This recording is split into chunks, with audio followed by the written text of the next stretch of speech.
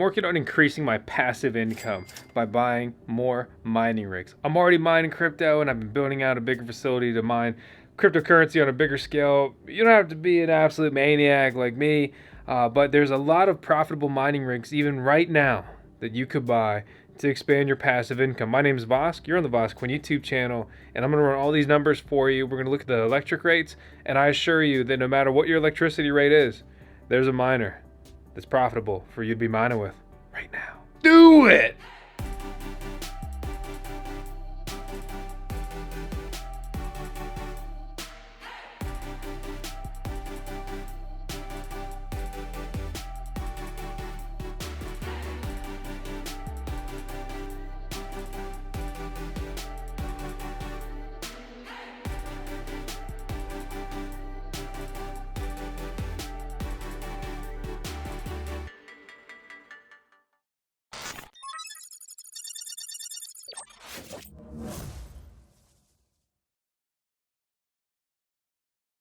I personally run all this data for myself because I'm building out a mining farm. And to be honest, I'm kind of putting it all on the line there. So I'm not trying to come off like pushy or anything, or I don't have an agenda. Like, I love this stuff. I need to run the numbers for myself, and I think it's fun to turn around and make a video. And you guys do whatever you want to do with that. So like, yeah, it's not financial advice, but it's much bigger than that.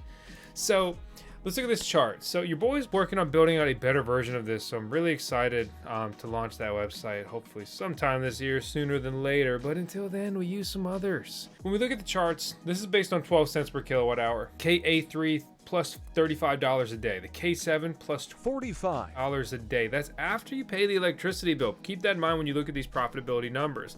The L7, 13 bucks a day. Then some of these other miners, 9 bucks, 7 bucks, and so forth. There's a couple caveats with all of this. So for example, we're going to talk about multiple pieces of hardware today. We're going to focus on ASICs. These are custom computers that are built for mining, period. ASIC mining dominates cryptocurrency mining. They are oftentimes the most powerful, the most profitable, the most efficient, the best ways to be earning passive income mining crypto in this era. Back in the day, it was a beautiful time to be mining with CPUs and GPUs and other multi-purpose hardware. But mining's been industrialized, and you're like, okay, well, yeah, let's talk about GPU mining. So you can spec mine if you already have the hardware and you just want to use your hardware to mine some coins. Yeah, sure. But if you have the latest and greatest graphics cards, you're maybe breaking even per day, if not losing 40 cents per day. That is the status of GPU mining. When it comes to CPU mining, you know, if you got the best CPUs out there, you could be pulling somewhere between like 5 cents to 60 cents a day with a 10 cent per kilowatt hour electric rate. Yeah, so that's the thing, and that exists. Although ASIC mining is going to be the focus, I do want to talk about one very lucrative alternative, right? So that's going to be hard drive mining. Evergreen has made a plug and play miner. I got mine recently. It's been really profitable, really easy to use, a lot of fun, and it's a cryptocurrency committed to proof of work. You mine Chia. No, it's not the pet thing that grows from the 90s, which were so cool back then. They've got their own app. It's real easy. It costs a couple bucks a month to run these things, and they have multiple kits to fit your budget. So you've got the starter kit, and then the plus, and then the pro. And so I've got my Evergreen miners set up, and I'm earning $60 a month with hard drives. And you're like, oh, 60 bucks, it ain't that much. I mean, it depends how you look at it. I'm earning $2 a day in passive income with something that's small. It doesn't use much electricity, doesn't make much heat, it doesn't make much noise. I got it as a proof of concept, and now I'm expanding on that. It's free real estate. And I've got a coupon code and a link down in the video description below that saves you money if you want to grab one. So, hey, it's up to you. So I just wanted to touch on that before we really dig into the ASIC mining aspect. Helium mining has become just absolute trash in my opinion. That was a cool alternative until it feels like they just kind of ruined it, and it wasn't. When you look at the mining profitability charts, topping that is the K7 and the KA3. These are two new miners from Bitmain from their antminer series.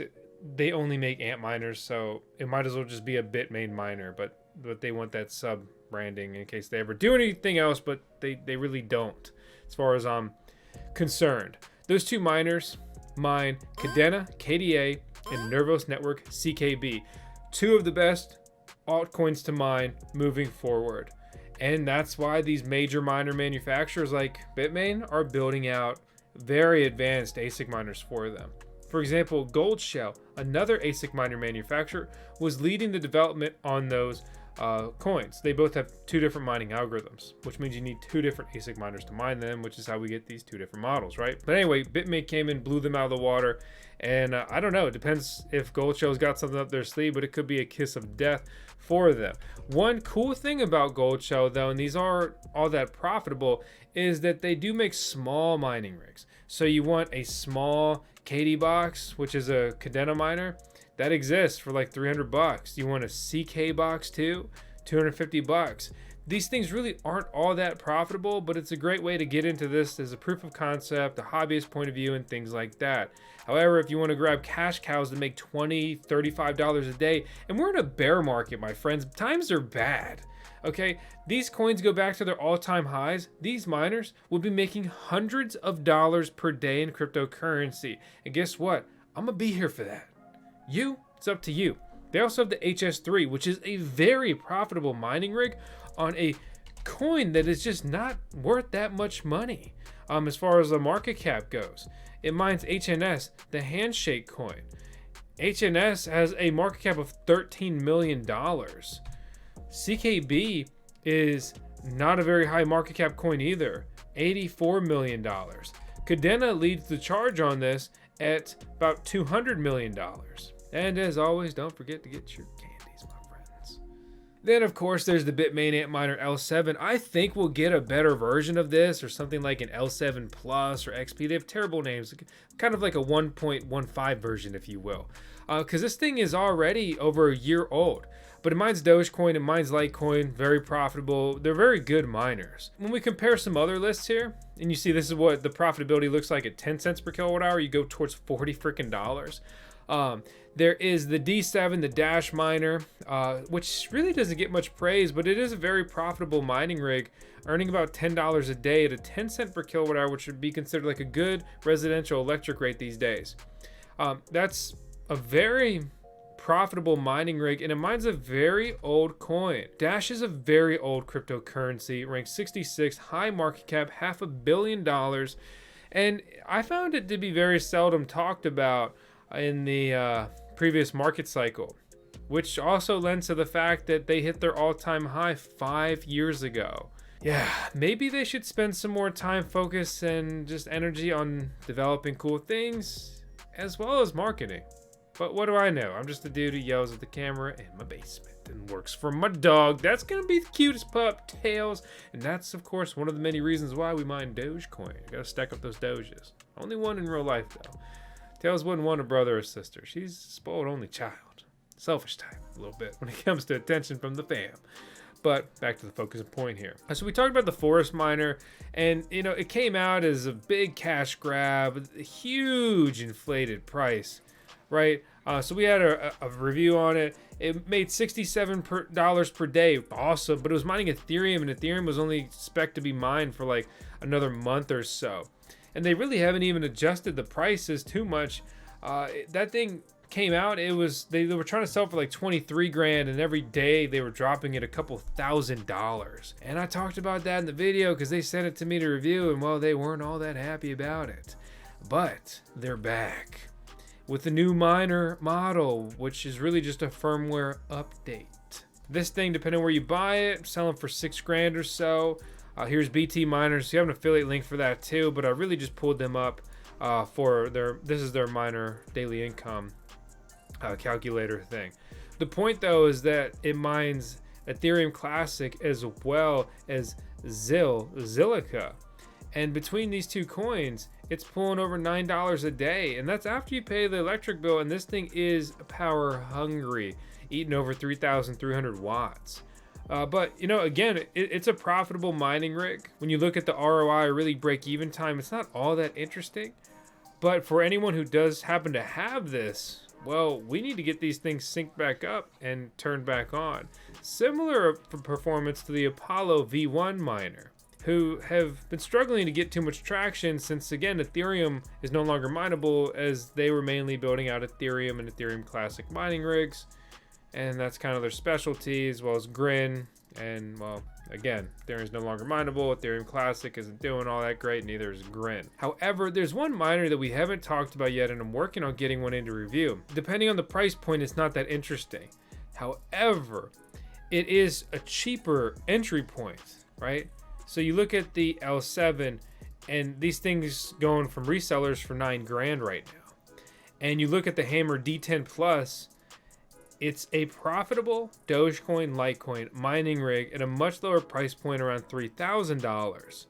Doesn't consume a ton of electricity either, under 1,000 watts here, and a 2.1 gigahash a second hash rate there on that miner device. Typical ASIC footprint here. Make sure you understand how to set up an ASIC miner, which, by the way, it's incredibly easy. Watch our video on it. And make sure you have the electricity voltage you need, like getting 240 volts set up in your home in the United States. Watch our video guide. It's easy. It's not that expensive to do it right. Do it once, do it right, and then mine efficiently and, above all, safely. If you plug a miner into the wrong electricity voltage, right, bam, there it goes. When we look at the prices for these miners direct from the manufacturer, like Bitmain, well, the L7's pretty similar, but the HS3 can be had pretty cheaply.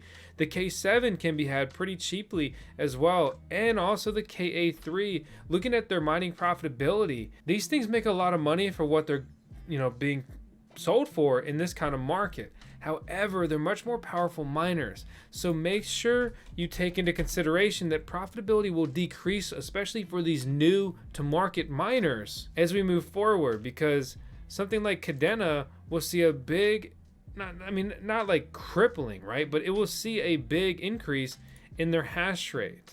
When we look at the hash rate and we see a performance jump like this, which is what we're really seeing right here as we continue to trend upward, even though price has been generally trending downwards, right? The price goes down, the difficulty stays the same, which is really like it going up, if not going higher there. Point is, more miners coming to market, better miners coming to market will decrease mining profitability. People continue to wait for these miners though, because the KA3, K7, and HS3 were all delayed. The first batch supposed to be shipped by January 31st, 2023. Well, Bitmain continues to miss those shipping deadlines. Are they self-mining? Is it due to COVID and things being slow? It's hard to say.